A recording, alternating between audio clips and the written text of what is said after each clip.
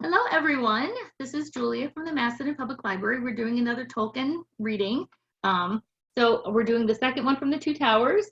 And again, this is published by, sorry, I should have had this written in advance. This is a Ballantine book, which is a part of, why am I not finding it? Division of Random House, but also published by arrangement with Houghton Mifflin. So it's like publisher on top of publisher on top of publisher. Anyway, so this is what we're doing today. I'm gonna be doing a bit from the Battle of Helm's Deep. So this is after.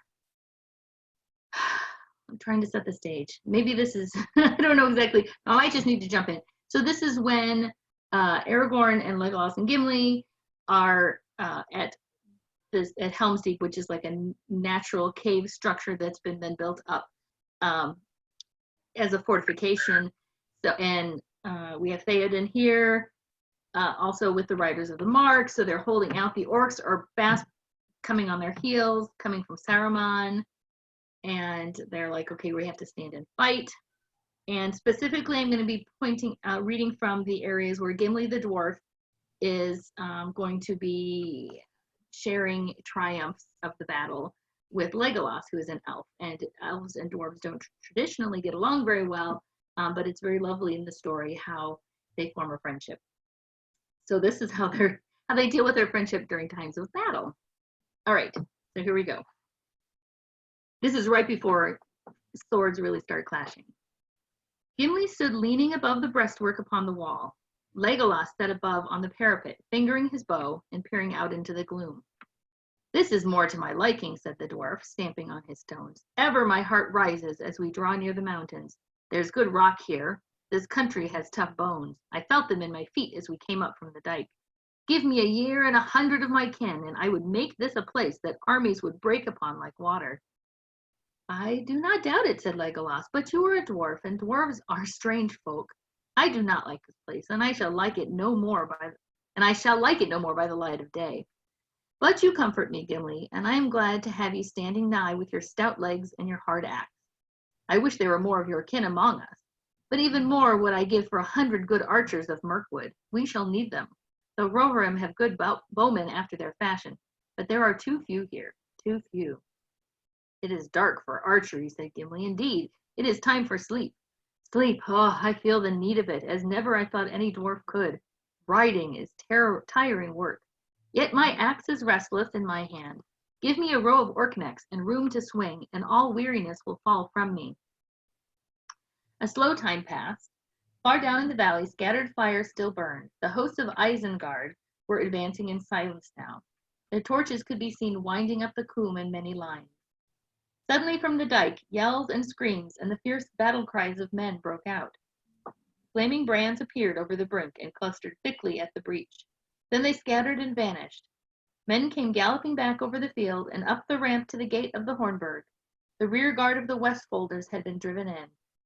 "The enemy is at hand," they said. "We loosed every arrow we had. We filled the dike with orcs, but it will not halt them long. Already they are scaling the bank at many points, thick as marching ants, but we've taught them not to carry torches." It was now past midnight. The sky was utterly dark, and the stillness of the heavy air foreboded storm. Suddenly the clouds were seared by a blinding flash. Branched lightning smote down upon the eastward hills. For a staring moment the watchers on the wall saw all the space between them and the dike lit with white light. It was boiling and crawling with black shapes, some squat and broad, some tall and grim with high helms and sable shields. Hundreds and hundreds more were pouring over the dike and through the breach. The dark tide flowed up to the walls from cliff to cliff. Thunder rolled in the valley. Rain came lashing down. Arrows thick as rain came whistling over the battlements and fell clinking and glancing on the stones. Some found a mark. The assault on Helm's Deep had begun, but no sound or challenge was heard within. No answering arrows came. The assailing hosts halted, foiled by the silent menace of rock and wall. Ever and again the lightning tore aside the darkness. Then the orcs screamed, waving spear and sword and shooting a cloud of arrows at any that stood revealed upon the battlements. The men of the mark, amazed, looked out, as it seemed to them, upon a great field of dark corn, tossed by a tempest of war, and every ear glinted with barbed light. Brazen trumpets sounded. The enemy surged forward, some against the deeping wall, others toward the causeway and the ramp that led up to the Hornburg gates. There the hugest orcs were mustered, and the wild men of the Dunland fells. A moment they hesitated, and then on they came. The lightning flashed and blazoned upon every helm and shield. The ghastly hand of Isengard was seen. They reached to the summit of the rock. They drove towards the gates.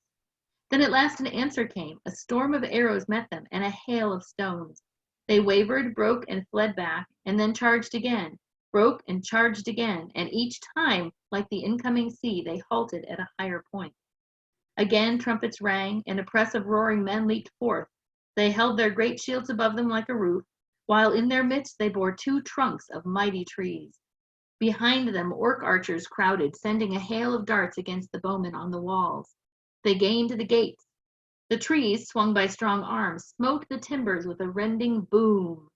If any man fell, crushed by a stone hurtling from above, 2 others sprang to take his place. Again and again the great rams swung and crashed. Eomer and Aragorn stood together on the deeping wall. They heard the roar of voices and the thudding of the rams, and then in a sudden flash of light they beheld the peril of the gates. "Come," said Aragorn, "this is the hour when we draw swords together." Running like fire, they sped along the wall and up the steps and passed into the outer court upon the rock. As they ran, they gathered a handful of stout swordsmen. There was a small postern gate that opened in an angle of the berg wall on the west, where the cliff stretched out to meet it. On that side, a narrow path ran towards the great gate, between the wall and the sheer brink of the rock. Together, Eomer and Aragorn sprang through the door, their men close behind. The 2 swords flashed from the sheaths at one. "Guthwine," called Eomer. "Guthwine for the mark!" "Anduril!" cried Aragorn. "Anduril for the Dunedain!" Charging from the side, they hurled themselves upon the wild men. Anduril rose and fell, gleaming with white fire. A shout went up from wall and tower. "Anduril! Anduril goes to war! The blade that was broken shines again!" Dismayed, the rammers let fall the trees, and they turned to fight, but the wall of their shields was broken as by a lightning stroke, and they were swept away, hewn down or cast over the rock into the stony stream below. The orc archers shot wildly and then fled. For a moment, Eomer and Aragorn halted before the gates. The thunder was rumbling in the distance now. The lightning flickered still, far off among the mountains in the south. A keen wind was blowing from the north again. The clouds were torn and drifting. The stars peeped out, and above the hills of the Coomside the westering moon rode, glimmering yellow in the storm rack. "We did not come too soon," said Aragorn, looking at the gates. "These great hinges and iron bars were wrenched and bent. Many of the timbers are cracked." "Yet we cannot stay here beyond the walls to defend them," said Eomer. "Look!" He paused to the causeway, pointed to the causeway.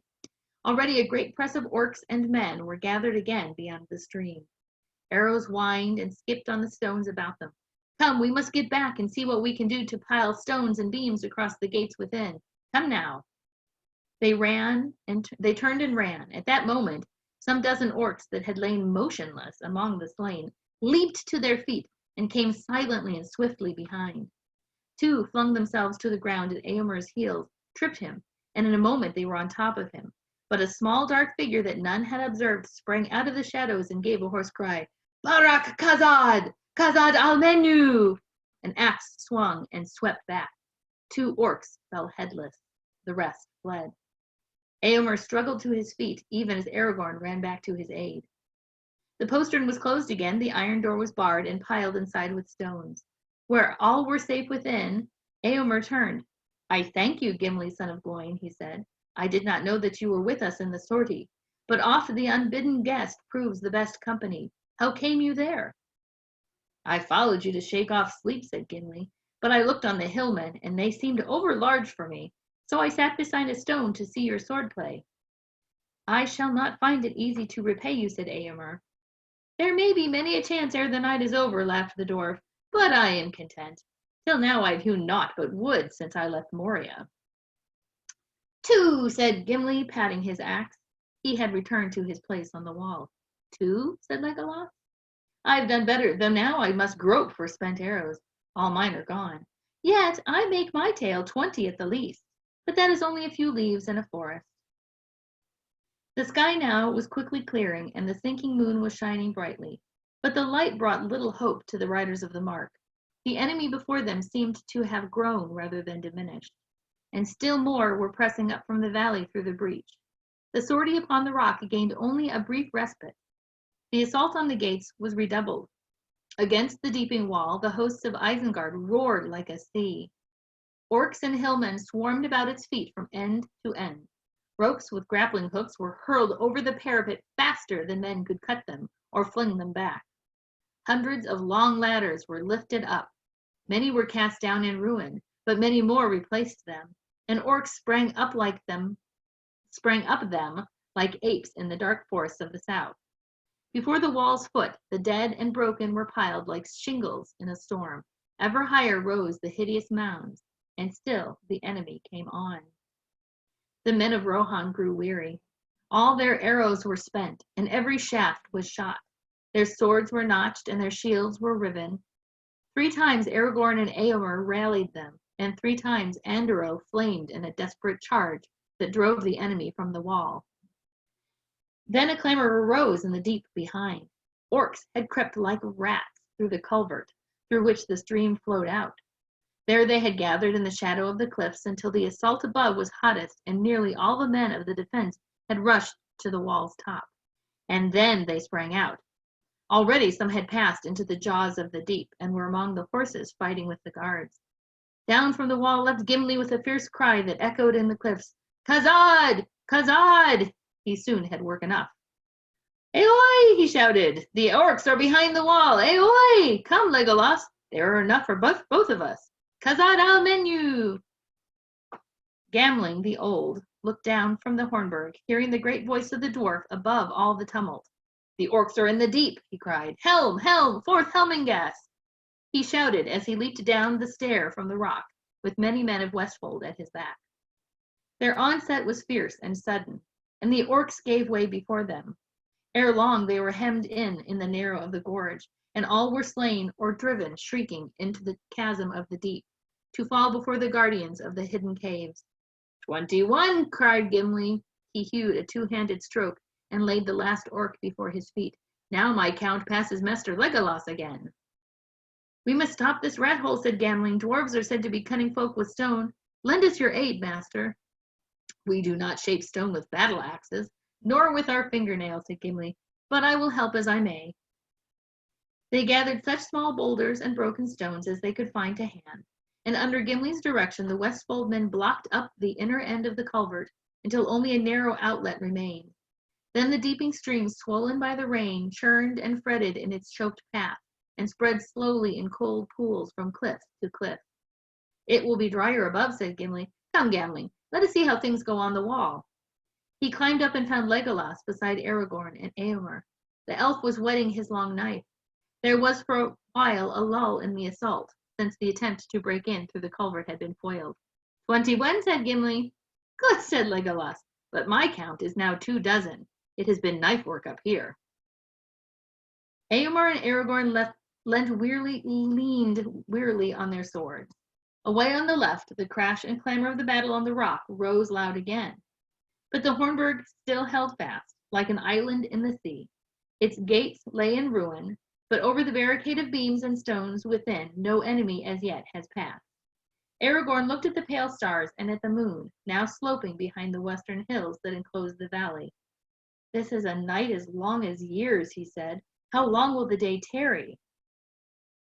"Dawn is not far off," said Gamling, who had now climbed up behind him. "But dawn will not help us, I fear." "Yet dawn is ever the hope of men," said Aragorn. "But these creatures of Isengard, these half-orcs and goblin men that the foul craft of Saruman has bred, they will not quail at the sun," said Gamling, "and neither will the wild men of the hills. Do you not hear their voices?" "I hear them," said Eomer, "but they are only the scream of birds and the bellowing of beasts to my ears." "Yet there were many that cry in the Dunlin tongue," said Gamling. "I know that tongue. It is an ancient speech of men, and once was spoken in many western valleys of the Mark. They hate us, and they are glad, for our doom seems certain to them. the king, they cry. We will take their king. Death to the Fargoyle, death to the Strawheads, death to the robbers of the north. Such names they have for us. Not in 500 years have they forgotten their grievance, that the lords of Gondor gave the mark to Errol the Young, and made alliance with him. That old hatred Saruman has inflamed. They are fierce folk when roused. They will not give way now, for dusk or dawn, until Theoden is taken, or they themselves are slain.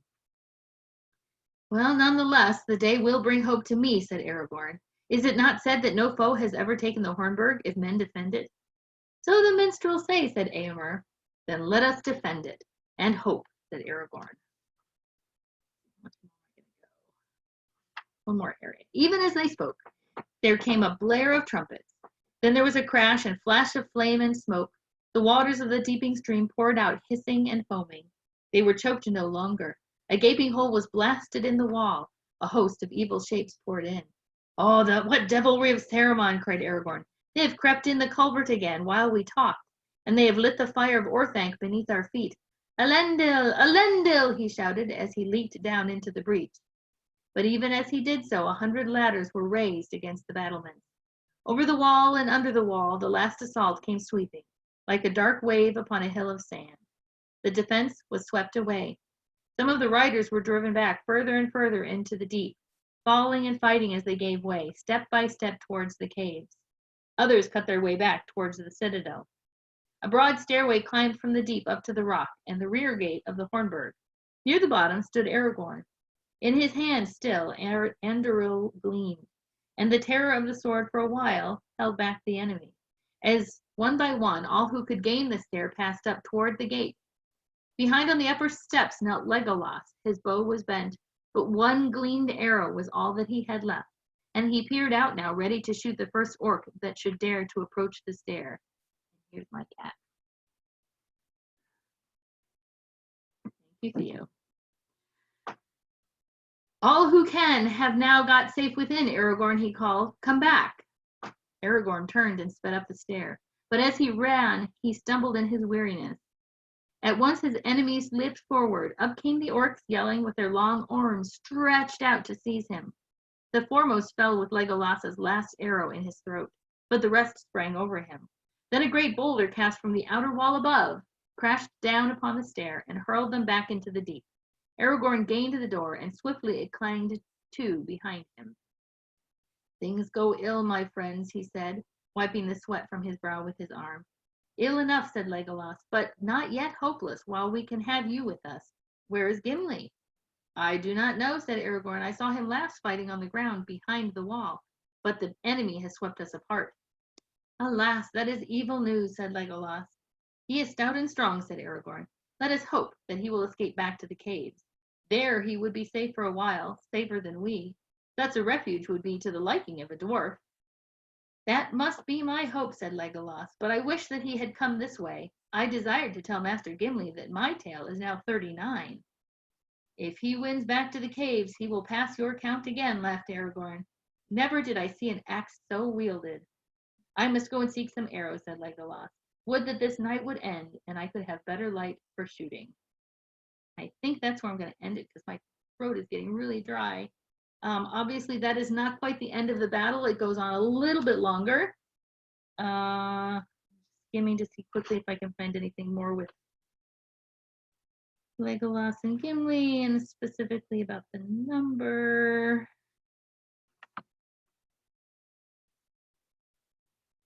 But eventually the day does come, and Theoden the king rides out with Aragorn and Eomer, and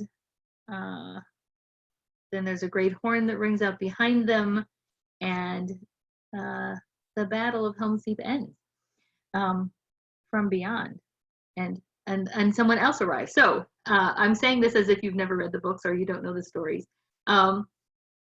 If you haven't, please read them. They are really wonderful. And they are available on Owl2Go, which is our electronic service that we offer through the Macedon Library. You can check out what we have available on, if you go to owwl.org. I'm just trying to think, if you go to our catalogs main site, there is a way to get to the digital resources. I think it is also overdrive.owl.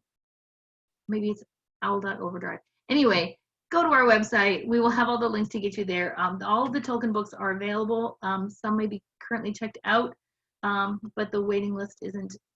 People are sharing things very responsibly, which is great during this time. So anyway, so read the books, watch the movies. Unfortunately, we don't have resources to share the movies electronically for free at this time. But those are great as well. And thank you for joining me. And probably next week we'll have another reading and we'll do something from the next book in the third book in the series, which is The Return of the King. So thank you very much. And I'm going to end the recording. Bye. Let's see how the recording. I should have practiced this again. All right, there we go. Bye.